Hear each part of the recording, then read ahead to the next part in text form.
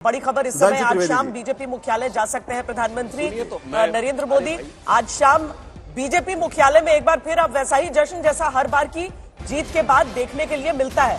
लेकिन ये भी देखिए कि झारखंड में वो जीत नहीं है, पर सन्नाटा हो जाता है कांग्रेस मुख्यालय पर। पिछली बार जम्मू कश्मीर हरियाणा दोनों के नतीजे आए, हरियाणा में जीत हुई, जम्मू कश्मीर में हार हुई, लेकिन बीजेपी ने उसे अपने कार्यकर्ताओं का मनोबल बढ़ाने के लिए उस आयोजन में इस्तेमाल किया। कांग्रेस पार्टी के कई नेता ये कहते हैं कि देखिए बीजेपी इसको इवेंट बनाती है, लेकिन जो भी हो कार्यकर्ताओं में जोश भरता है, करने के लिए जरूरी होता है। हरियाणा का नतीजे का बहुत फर्क पड़ा है, हरियाणा के नतीजे का ये फर्क तो पड़ा ही है, और आपको भी ऐसा करना चाहिए। मतलब कांग्रेस पार्टी भी अगर किसी राज्य में जीते, कहीं जीते, उनको भी इस तरह का बड़ा आयोजन करना चाहिए, लेकिन वो नहीं कर पाते हैं और बीजेपी इसमें फायदा ले जाती है। सुधांशु जी, काम थोड़ा ना सीएम बनेगा, ये सवाल पूछा जा रहा है, तो इसका भी एक जवाब बनता है। सवाल ये है ना कि देखिए आपने बिहार में एक आपके नीतीश बाबू हैं, नीतीश बाबू ही सीएम बने रहते हैं, उन्होंने तो अमृत ही खैर चखा हुआ है।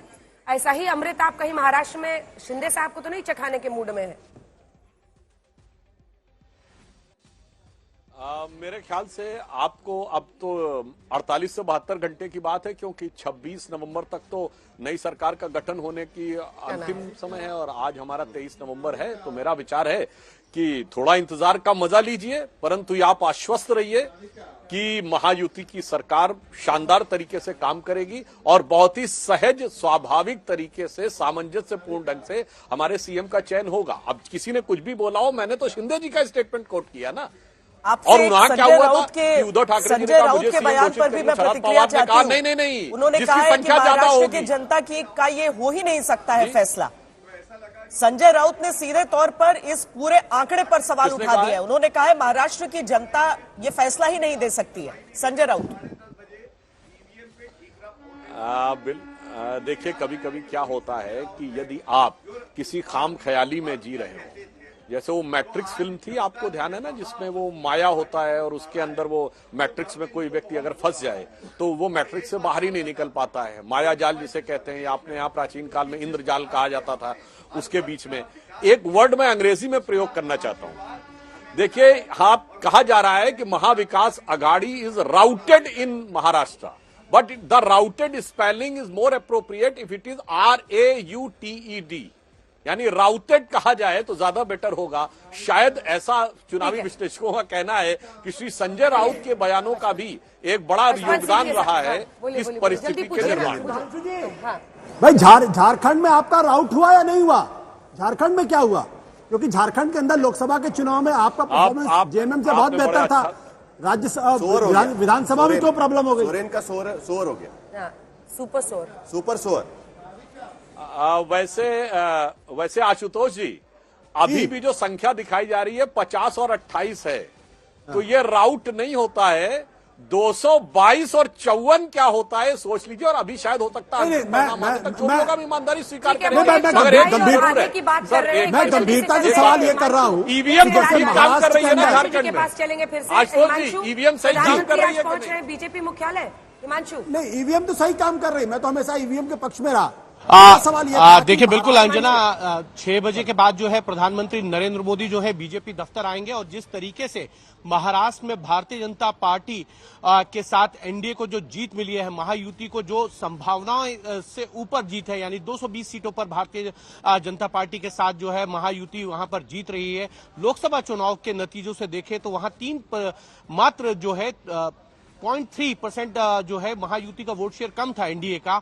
लेकिन इस बार जिस तरीके से वहां पर महाराष्ट्र में विक्ट्री मिली है, जो बात सुधांशु त्रिवेदी कह रहे थे, उसका जीत का जश्न तो बनेगा, भारतीय जनता पार्टी के दफ्तर में बनेगा, और प्रधानमंत्री नरेंद्र मोदी खुद आएंगे। जब भी इस तरीके की जीत मिलती है तो प्रधानमंत्री नरेंद्र मोदी जो है अपने कार्यकर्ताओं को, और चाहे वो लोकसभा चुनाव हो या विधानसभा के चुनाव हो, वहां की जनता को संबोधित करते हैं और साथ ही साथ धन्यवाद देते हैं कि भारतीय जनता पार्टी को जिस तरीके की जीत मिली है, चाहे आपने देखा हो 2014 के चुनाव हो, 19 के लोकसभा हो, 24 के लोकसभा हो, या जो भी विधानसभा चुनाव हो। इससे पहले हरियाणा के साथ साथ जो है जम्मू कश्मीर के नतीजे आए, तब भी जो है वो प्रधानमंत्री नरेंद्र मोदी यहां आए थे, और भारतीय जनता पार्टी का जो जीत का स्ट्राइक रेट है वो लगभग जो है 83% है।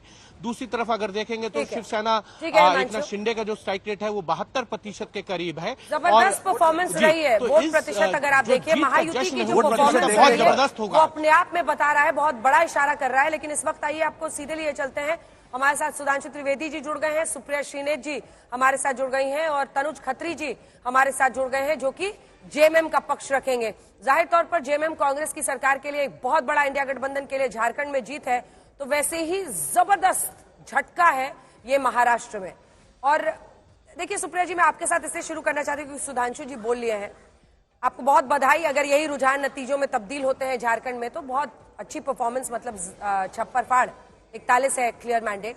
लेकिन महाराष्ट्र पर आते हुए देखिए, आप लोग चुनाव आयोग पर कई सारे प्रश्न हर बार उठाते हैं। चुनाव आयोग, आज संजय राउत कह रहे हैं कि अब अडानी ने जिता दिया है महाराष्ट्र में महायुति को, ईवीएम का नाम नहीं लिया, सीधा अडानी पर आ गए। इसका क्या अर्थ है? और चुनाव आयोग ने अगर असल चुनाव चिन्ह दिया शिवसेना को, एनसीपी को, तो वो भी कहीं ना कहीं इस मैंडेट में रिफ्लेक्ट हो रहा है विधानसभा के चुनाव में। सुप्रिया जी,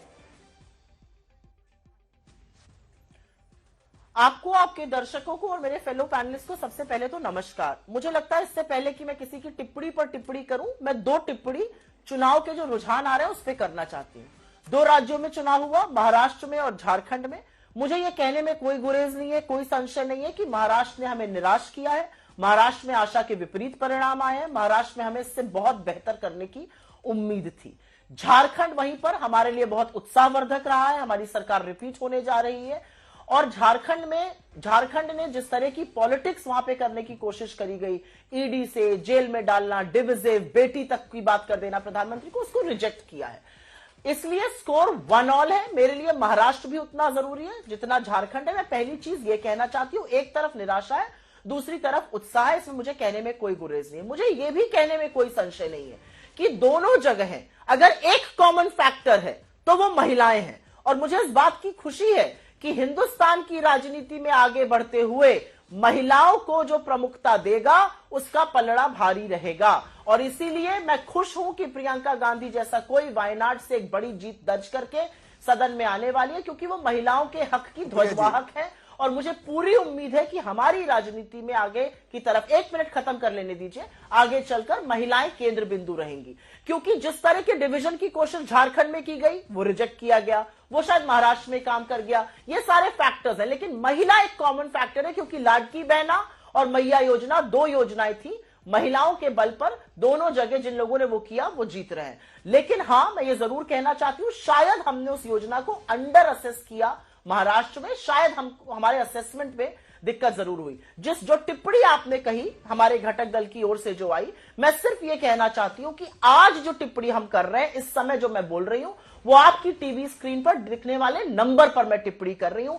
ईवीएम पर चर्चा होनी इस देश में जरूरी है, इलेक्शन कमीशन के रुख पर चर्चा होनी इस देश में जरूरी है, अडानी पर इस देश में चर्चा होनी बहुत जरूरी है। लेकिन अभी का जो हमारी विवेचना है वो आपके नंबर जो टीवी स्क्रीन पर दिख रहे हैं उस पर मैं बोल रही हूं। एक तरफ निराशा है, दूसरी तरफ उत्साह है।